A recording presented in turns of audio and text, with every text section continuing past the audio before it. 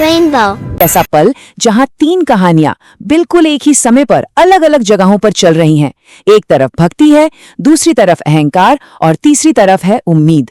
और हम ये देखेंगे कि इन किरदारों के मन में क्या चल रहा था जिसने पूरी कहानी को ही एक नया मोड़ दे दिया। तो आज का हमारा सफर कैसा रहेगा?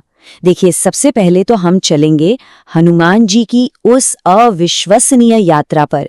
फिर वहां से हम देखेंगे कि श्री राम के खेमे में उम्मीद को कैसे जिंदा रखा जा रहा था।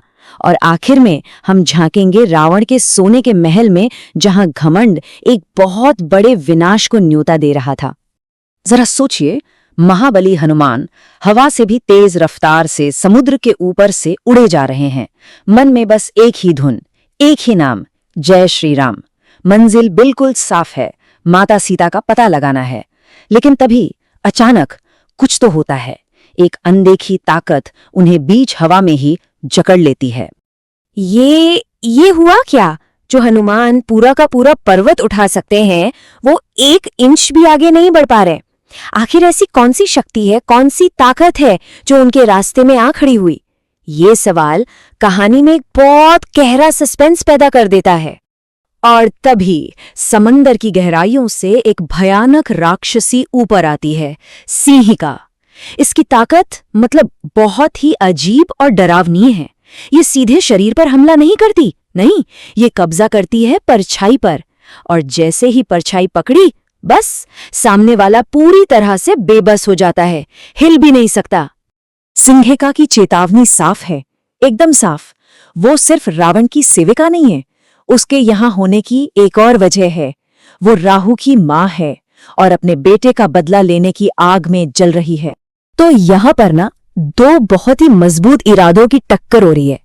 एक तरफ है हनुमान, जो अपने प्रभु के लिए कर्तव्य और भक्ति में बंधे हैं, और दूसरी तरफ है सिंहिका, जो अपनी वफादारी और एक माँ के बदले की भावना से भरी हुई है। तो इस टक्कर का अंजाम क्या होता है? जीत होती है अटूट विश्वास की। जैसे ही हनुमान जी पूरी श्रद्धा से प्रभु श्री राम का नाम लेते हैं, सिंहिका का सारा जादू, सारी शक्ति बेअसर हो जाती है। क्योंकि सच तो यही है, जिसके मन में राम बसते हों, उसकी परछाई को कोई बुराई कैद नहीं कर सकती। तो देखिए, एक तरफ तो हनुमान जी समुद्र के ऊपर एक राक्षसी से जूझ रहे थे, पर इसी समय हजारों मील दूर श्री राम के शिविर में एक बिल्कुल अलग तरह की लड़ाई लड़ी जा रही थी। ये लड़ाई थी निराशा के खिलाफ, अनिश्चितता के खिलाफ। वहां एक सैनिक थोड़ा निराश होकर पूछता है कि हम एक ऐसे दुश्मन से लड़ने की तैयारी क्यों कर रहे हैं जो अभी दिखा भी नहीं। तब प्रभु श्री राम उसी बीज का एक बहुत ही खूबसूरत उदाहरण देते हैं। वो समझाते हैं कि हमारा हर एक प्रयास उस बीज में पानी डालने जैसा है। हो सकता है आज हमें कोई पौधा ना दिखे, पर अगर हम उम्मीद और सब्र के साथ इसे सींचते रहे ना, तो एक दिन ये यकीनन एक बहुत बड़ा पेड़ बनेगा। प्रभु श्री राम की ट्रेनिंग सिर्फ लड़ाई के लिए नहीं है, ये तो जीवन जीने की कला है। वो अपनी सेना को सिखा रहे हैं कि असली ताकत सिर्फ बाजुओं में नहीं होती। असली ताकत होती है एक फोकस्ड नजर में, एक शांत मन में और न्याय की भावना में। और इस एक लाइन से प्रभु श्री राम अपनी सेना के सब्र को हनुमान जी के मिशन से जोड़ देते हैं। वो सबको याद दिलाते हैं कि हनुमान पर भरोसा रखो और अपना काम करते रहो। यही इस वक्त हमारी सबसे बड़ी ताकत है। अब चलिए कहानी का सीन एकदम बदलते हैं।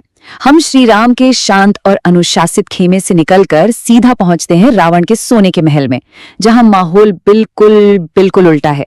हर तरफ शानो शौकत तो है, पर एक तनाव भी है। ये सच में 2 अलग अलग दुनियाएं हैं। एक तरफ श्री राम है, जो उम्मीद और धर्म की नींव पर अपनी सेना तैयार कर रहे हैं। तो दूसरी तरफ है रावण, जो अपने घमंड और पुरानी जीतों के नशे में इतना चूर है कि उसे आने वाला खतरा नजर ही नहीं आ रहा।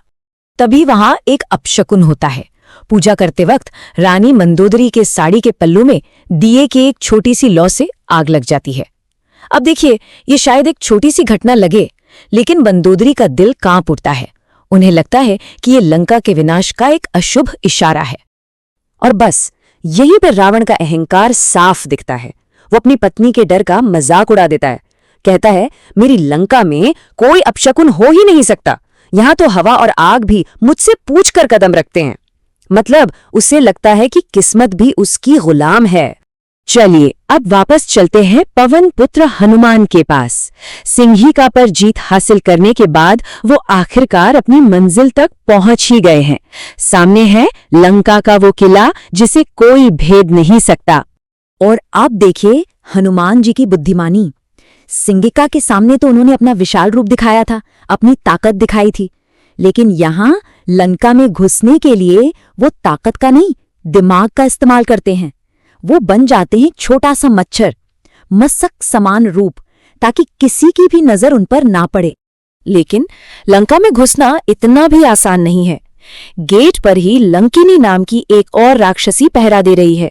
हनुमान जी का छिपकर निकलने का प्लान भी फेल हो जाता है और आखिरकार उन्हें अंदर जाने के लिए एक बहुत ही छोटी सी दरार का सहारा लेना पड़ता है।